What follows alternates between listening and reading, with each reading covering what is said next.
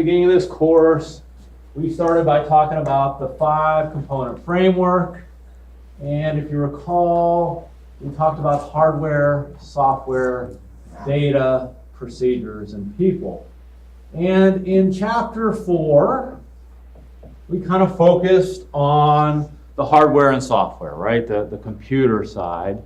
And we said, hey, that was, the hardware is the physical items that do something. Software is the instructions for the hardware. Over here we have procedures and people, which, also the people do something. Procedures are instructions for the people.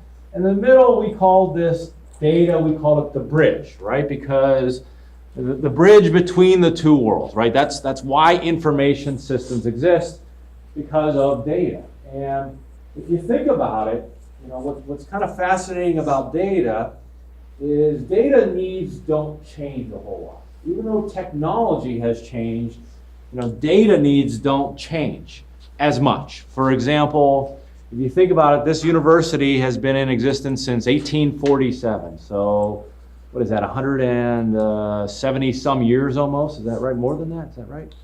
It's a lot of years, okay? And if you think about it, back when they had 8 Franciscan friars here and some postulates or whatever it might be, they still had classes, right? And those classes still had people teaching them in places and students registering them. So those data needs were still the same, right? Kind of different kind of stuff, but the data needs were still the same. It was probably in a ledger somewhere that, student ABC took this study from Professor DEF. But those data needs were the same. So what we're going to talk about in chapter 5 is what is the purpose of a database. Okay, we're going to talk about databases. We are generating a lot of data, and it needs a place to live. It needs a place to be stored. I also want you guys to remind you guys to bring your laptop on Wednesday, because we're going to do some stuff with a database management system that you have on your laptop. Okay, so let's start by saying, what is a database? So I'm going to ask you guys this first. What is a database? What is a database? What is a database? Give me some, what do you think a database is? Have you ever used a database? What database have you used? ProQuest. What did you use that for, Kyle? Usually for like searching scholarly articles. Oh, okay. So that's the library research database? I think so. Okay. So, yeah, they call it a database because it has stored in it, if you think about it, it has stored in it all kinds of references, some resources material, right? And if you think about it, it has like the title of the article, what kind of thing it is. Is it a book? Is it electronic? Is it a video? Is it whatever it might be? It has maybe what library has it, or if it's available electronically. So it stores all that information. So what is a database? What is a database? So it stores, give me some attributes of a database. Yes, sir. Organization, it's able to be pulled back. Okay, so a couple of things when we talk about a database is there's a predefined structure. And that structure is, as Randall pointed out, is what provides the organization, right? Because we say, hey, everything has a title, everything has, a length, everything has, where it's at. There's a predefined structure. What else? Give me some other attributes of a database. So if we think about it, do you guys know what a Rolodex is? Do you remember, you know what a Rolodex is? You ever hear that term? Mr. Boyd, what's a Rolodex? Yeah, so business people used to say, before electronic things, they said, I want to store information about my contacts, right? My customers, the people I need to, my clients, my vendors. And they had on their desk, it was like a bunch of 3x5 cards that rolled, right? So it's like it's called a Rolodex, yes? Is that a database, Mr. Boyd? So there is predefined structure to it, right? At the top of those cards, it had the name, it had the phone number, maybe the address, maybe some notes. Is that a database? What'd you say? I can't hear you. You could say it was. I would say it's not, but why? I would say it has a predefined structure, organization, but what isn't it? That when we think about a database, it is not what? Yes? It could be. Yeah, I like that. I like what you're thinking. Let's hold on to that because that's not trying the point I'm making right now, but I like that point. But a Rolodex versus ProQuest versus your contacts on your phone. What's the difference? Databases are stored how? They're electronic, right?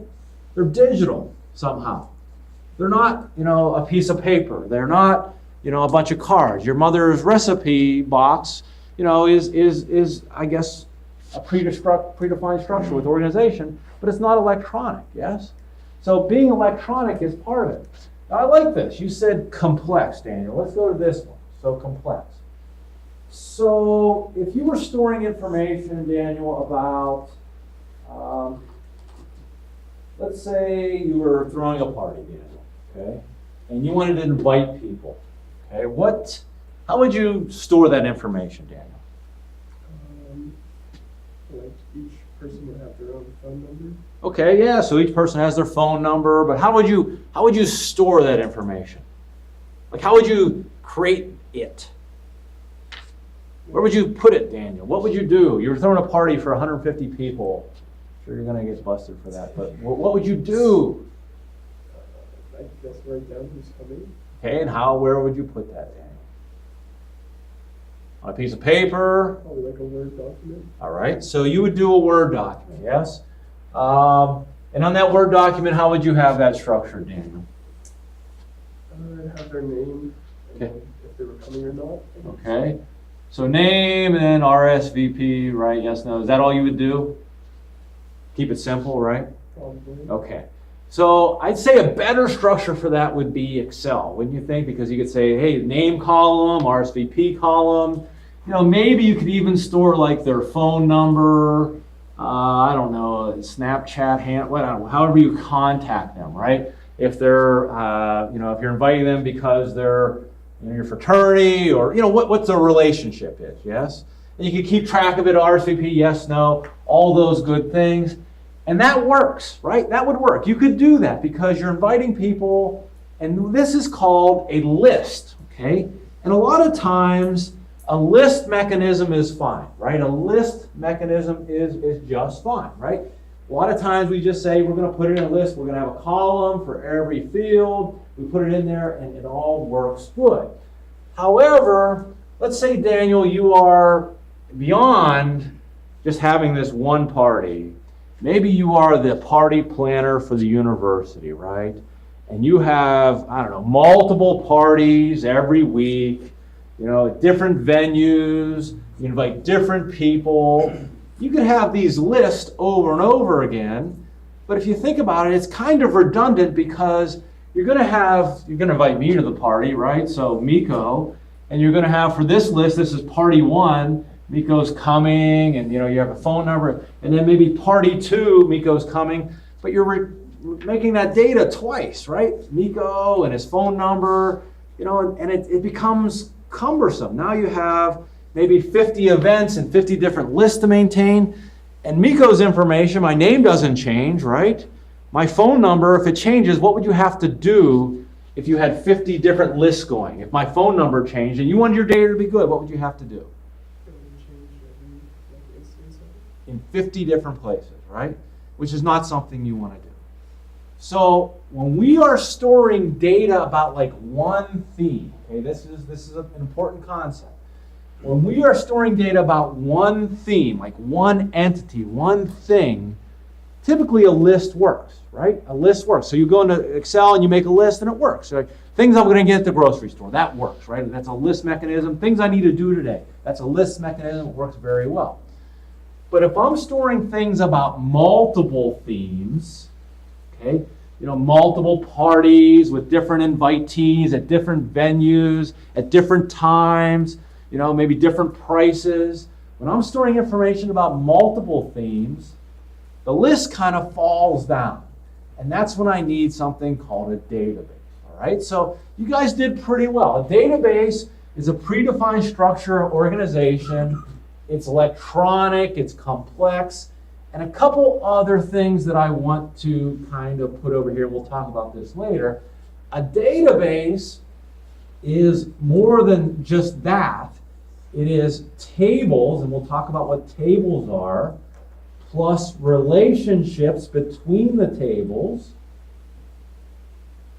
okay, plus metadata. We'll talk about what those things are as well. So let's do this, okay, let's do this. Well, let me just make sure I'm kind of ignoring the slides. Let me see what I have here. So what is the purpose of a database? Organize and keep track of things. You guys, that makes sense. Keep track of multiple themes. General rule, if it's a single theme, store in a spreadsheet or also a list, what a list mechanism. If it's multiple themes, use a database. What's a theme? Student grades, student email, student office. Okay, so this is, if I was storing an information about student grades, a list would work fine. Andrea Baker, here's her student number, here's her homework scores, her midterm, all those good things. And we have a row for every student in the class. But if we also wanted to store information about Andrea or students' visits to my office and her email, now we're talking not just about grades, but we're talking about multiple themes. And this isn't going to work because I'd have to add all these fields like, date of first visit, date of second visit, date of third visit. And maybe some of these students never visit me, and some students visit me 15, 20 times a semester. That's not a good way to organize this. So that is when we would do something with a database, where we take multiple themes and we tie them, God bless you, we tie them together through something called relationships, and we describe that with something called metadata. Okay? So I think the best way to understand this, and we're going to design something called a relational database. It is the dominant form of database in the world. Have you ever heard of Microsoft Access? Yes, you've heard of Microsoft Access. That's what we're going to use in class on Wednesday. Microsoft Access is a personal database application you all have on your laptops. It is a relational database. Okay? Access is a relational database. That's the structure of it. You know any other databases? Any other databases you've heard of? Not like database you use, but like databases you store things. Anyone ever hear of Oracle? No? Okay, it's a big dominant player. That's a relational database. Anyone ever hear of DB2? No? MySQL? Those are all relational databases. 90% of the world's information is stored in a relational database. So it's imperative that we, even as business professionals, understand the structure of that, okay? Understand the structure of that. So we're going to do two things, okay? We're going to do two things. Let's use my example of Daniel Meyer, party planner for the university, okay? So we want to build a database, and that database is going to consist of tables. And if we think about it, tables are just lists that are going to be tied together. So we want to talk about what we need to store information about to have a party planning database. So to have a party planning database, give me things we need to store information about. Themes. What do we need to store information about? High-level things, not the detail. I don't want the detail. I want the things. Danielle? The events. Okay. So one thing we need to store information about is the events themselves, right? So if we think about it, we would have something called an event table. Okay?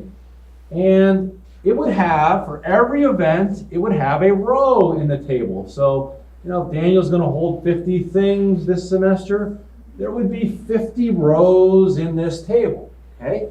And what are the things about the events we want to store? What are the things about the events we want to store? What's an important one event? Danielle? The place, Okay, so let's say the place, right? So maybe, I don't know, where you guys, let's say I don't know if that's still just the Blue House, okay? JFK for this one. Maybe this one is the Schwab Vista Room. Maybe this one is also Blue House. Maybe this one is Schwab Vista Room again. Now, if we think about it, that's good, right? But these events, there's data about these things as well, about these places as well, right? What kind of information will you want to store about those places? Like, what kind of information will you want to store about those places? Tim? Who's gonna be there? Okay, you're going, that's something we need, you're right, but what would we want to store about these places? Address. Okay, so address. So we could put it on here. We could say, here's the address of the Blue House, here's the address of the Blue House.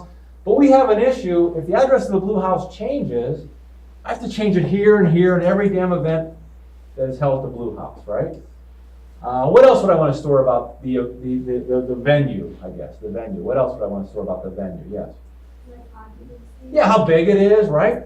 So what I'm suggesting is instead of putting that in this table, let's create another table about venues, right? So we would have a table over here called venues.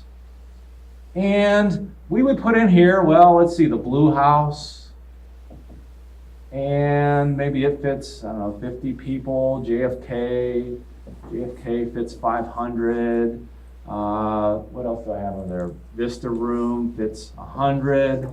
You know, and I would have the address, all those good things. And what we would do, okay, and this is where the relationship comes in, I would tie this to this. And it also gets tied to this. So that if the Blue House changes, the Blue House, I don't know, half of it burns down and the occupancy goes from 50 to 25, we only change that half right here, right? If the address changes or maybe it's shut down, we only change it one place. We don't have to change it in every record. Does that make sense? So venue is definitely something we want to store, but we're not going to store all the venue information in the event table. We're just going to point to that venue over here in the venue table. Does that make sense? Yes? So you get what I mean by themes. Event is a theme. Venue is a theme. Yes? What else has to come together? What else has to come together? So we'd have the event table, we'd have the date, right? It would have, I don't know, maybe a theme. I don't know what else. It'd have a time. You know, these are all things that would be stored with the event. We need a venue. What else? What else needs to come together for that to happen, for us, our party to happen? What has to come together? Yes? How many guests are coming? Okay. So how many guests are coming? So I'm guessing if Daniel's throwing party after party at St. Francis University, you know, he's going to invite, well, I get invited all, but he's going to invite a lot of the same people to every party, right? Maybe some are just, you know, just some are athletes, maybe some are Greeks, maybe some, whatever it might be. But I would think we'd want to store information about people or invitees in its own table, right? So let's build a table called invitees. And in invitees, I have, you know, we'll give them all an ID, okay? And we'll talk about that in a minute. We have their name, I don't know, we have maybe their gender, maybe their phone number, you know, anything that goes along with those people, right? Anything we want to store about John Miko and Danielle and so, you know, anything would go in that table, right? Every row, every field, okay? Good. So I have a table of invitees. I have events scheduled at venues they have themes, but I don't have people coming yet, right? I don't have people coming yet. What is the act that has people coming, or at least being asked to attend? What is the action? Yes. The invite itself. The invite itself. So think about it. That actually, there's going to be a table called the invite table. And what we would have up here, so we have 50 events, right? And in our invite table, we have, let's see, this is Miko, he's ID 1, Danielle is ID 2, let's say Kyle is ID 3. And if we're going to invite Miko to, I don't know, party 10, what would that look like? Well, we would issue an invite that says, John Miko, which is invitee number 1, is getting invited to event number 10. And this is tied to this event. This is tied to Miko. If I wanted to invite Miko to party 6, there'd be another record 1-6. That's Miko's invite to party 6. If I wanted to invite Kyle to party 1, what kind of record would go in there? If I want to invite Kyle to party 1, what would that look like? What would that look like? 3-1. We'd invite Kyle to event 1. So this is tied to Kyle. This is tied to event 1. Okay? And that all comes together, right? So every time I issue an invite, what I'm really doing is I'm tying you to an event, yes? And what we could store is RSVP right here. And we could say, yes, he's coming, no, he's not coming, yes, he's coming, no, he's not coming, right? So think about this. This now is a database, right? This is a database. It is 1, 2, 3, 4 tables, we call these tables, that are tied together through relationships. That is a database, right? And now, if we think about it, if something over here changes, we change it in one place. If something changes with our venue, we change it in one place. If something changes with our events, we change it in one place. And it all comes together at the end. All right? So we kind of went through here fast, but let's define some of these things. Okay, let's define some of these things so that you understand it. So databases have a hierarchy, okay? And at the top of the database is the database itself. Then databases are made of tables. And as you can surmise, tables are like two-dimensional lists, kind of like an Excel spreadsheet, right? These are all tables, right? These are all tables. So they're entries of about certain themes. Under tables, we have rows. So if you think about it, every row in a table represents a unique thing, like an event, like a person, like a venue, like an invite, right? Every row entry represents something unique about that theme. Inside the rows, we have columns. And columns are attributes of those themes, right? We're going to store first name, last name, phone number. Those are attributes of those tables. Does this make sense? Yes? Under the columns, you think about the columns themselves are made of characters, right? Like J in John Miko and M in Miko, 8 in my phone number. Phone numbers are made of, or characters are made of bytes, and bytes are made of bits. If we go from, so think about it. Remember the bits we talked about, zeros and ones? That's the basic level. All this comes together. That's a great human thing. We're able to take zeros and ones, put them together in such a way that they become bytes that represent characters. We group them together in columns, they become rows, they become tables. It becomes a database about what the hell we want to store, which is a great thing. Now, some other things that go along with this. Tables are sometimes called files, right? They're sometimes called files because it's a file on, invites. It's a file on venues. It's a file on events. Rows are sometimes called records. and columns are sometimes called fields. So if we think about it, the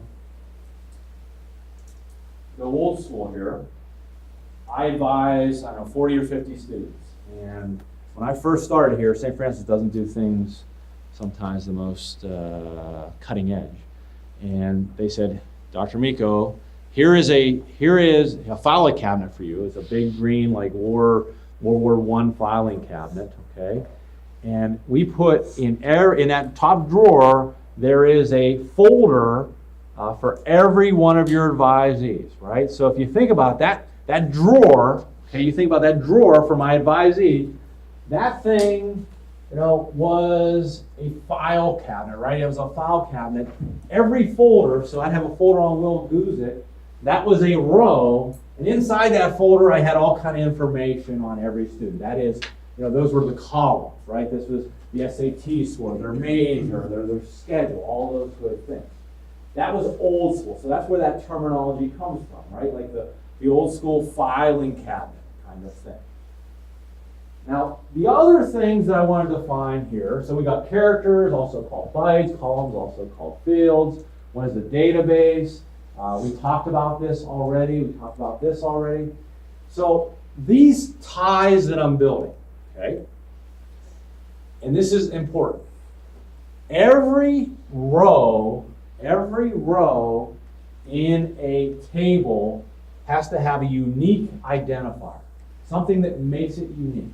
It can be a sequential number, but it has to make it unique. So over here for event table, I just gave it something called event ID. It was 1, 2, 3, 4, 5, 6, 7, 8, 9, 10. If you think about it, what is your unique ID in St. Francis's database system, like the Genzabar system, the administrative software system? How do we make you unique? Yes, sir. You have an individual ID. Student ID is a unique number, right? So only one person has the student ID 1, 2, 3, 4, 5, 6. How does the federal government, for taxation purposes, make us all unique? Social Security number. How does the Department of Motor Vehicles keep you unique? Your driver's license number. If you think about it, how does your bank keep you unique? Account number, there's also a customer ID, because if you're a unique customer, you can have multiple accounts. The account numbers keep those accounts unique, right? So when you build a table, right, every table that gets built has to have a unique identifier for every row. Why don't we use first name, last name as your unique identifier? Why don't we use first name, last name? There's a lot of Bob Smiths that have gone the same. My roommate when I was here was Bob Smith, right? What an awful name, right? Like, people think you're like hiding from the law or something, right? But his name was Bob Smith. There's been 10 Bob Smiths that have gone to St. Francis. That's not unique enough, right? So we need something that uniquely identifies you. That thing that we're talking about, every table has to have one, is called a primary key. And that's my key, okay? Every table has to have a primary key. And if you think about it, every system you're in, think about it. Facebook has a primary key for you. It's your email, right? If you go to Amazon, your user ID. User IDs are primary keys. It says, hey, this user ID is taken, right? That's because it has to be unique to you. They need something to uniquely identify this entity. Does that make sense? And a lot of times it is just a sequential number. It doesn't mean anything, but we need it. Now, that we need because I need to uniquely identify rows and tables. And when we point from a table back to a primary key like we're doing here, like I guess our primary key here is, we'll say it's name, which I guess we'd have to give everything a unique name, like Blue House, JFK, Vista. We couldn't have two Vistas in here. We'd have to have Vista, be unique. We call this, the thing that points back, we call it a foreign key. Okay, a foreign key. So, example here, right? This is an example the book's using. We have a student table. Andrea Baker, her student ID is 1325.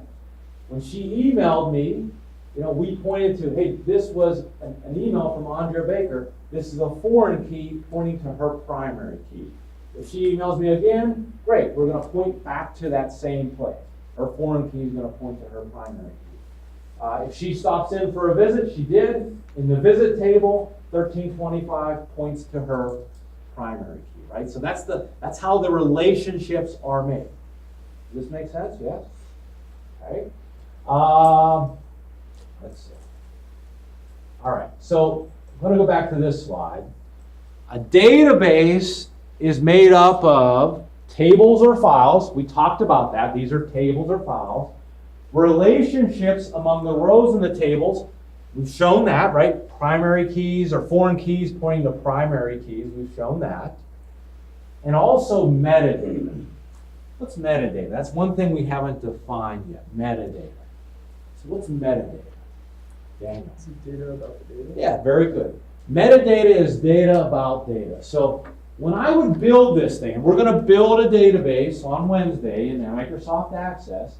Remember we said this is a predefined structure. Like this is something I build before I start putting data into it. You guys remember that? Well, when I build that, I'm going to give some data about the data. So I'm saying, there's a message here. What the hell's message mean? Well, it's the text of the email. That's what the person, it's information about the data itself. Student number, what's the student number? Well, it's going to be the foreign key of the row in the student table. What's the date and time? Well, it's the date and the time the message is recorded. It's data about data, right? It's data about data. It's data about what actually is happening, what we're actually storing. So here's what I want to do, okay? We don't have as much time as I thought. We have about 12 minutes left, okay? So we're going to build a database that makes this happen, right? Like think about what's happening right now.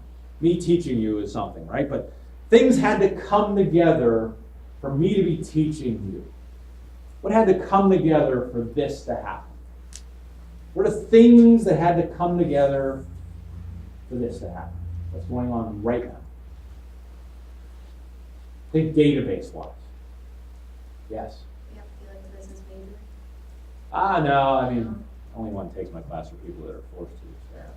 So I think you all are business majors. Sad.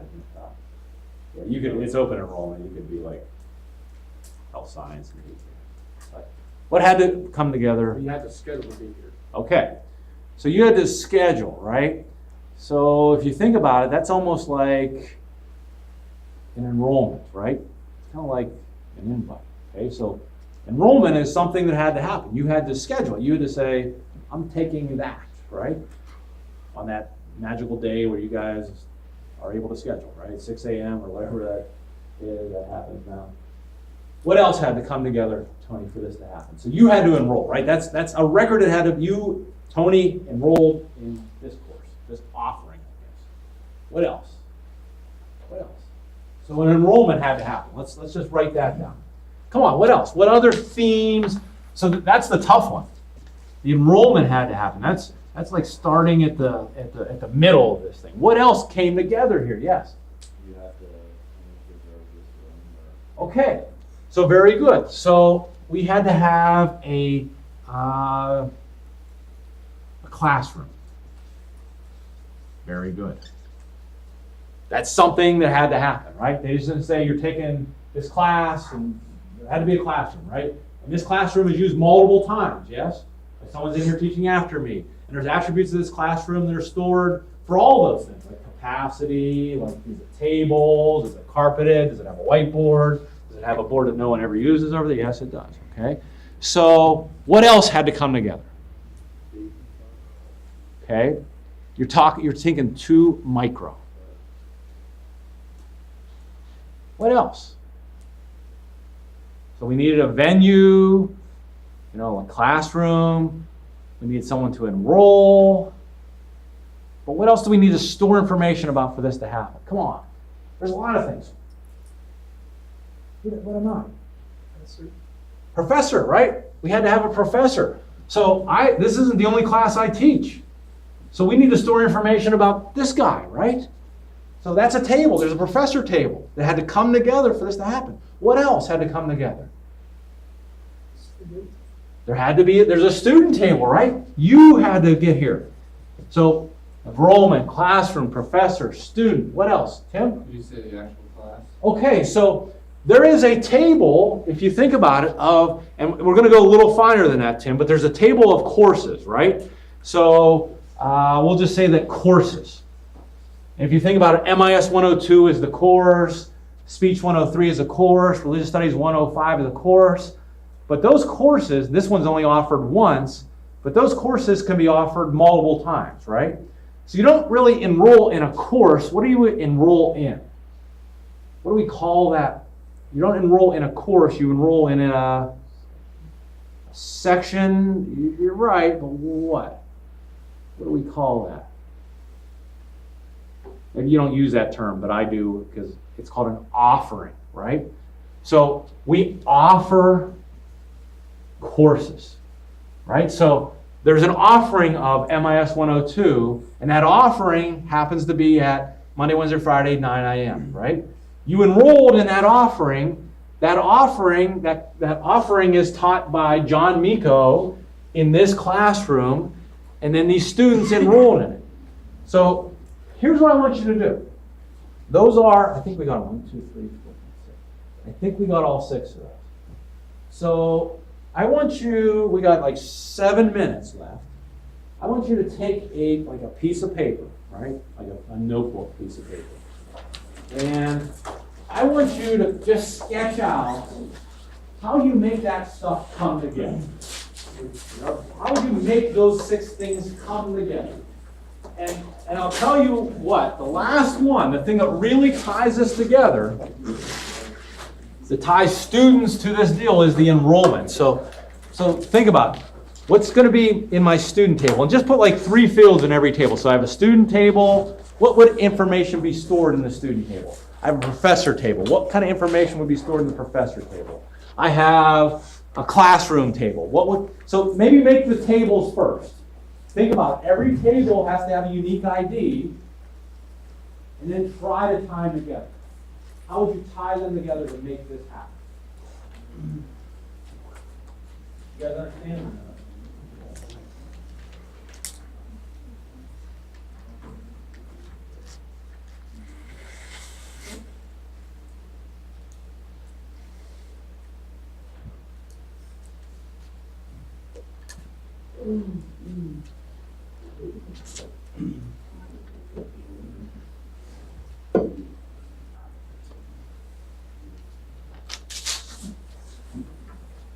All right, I'll come around and take a look at your work.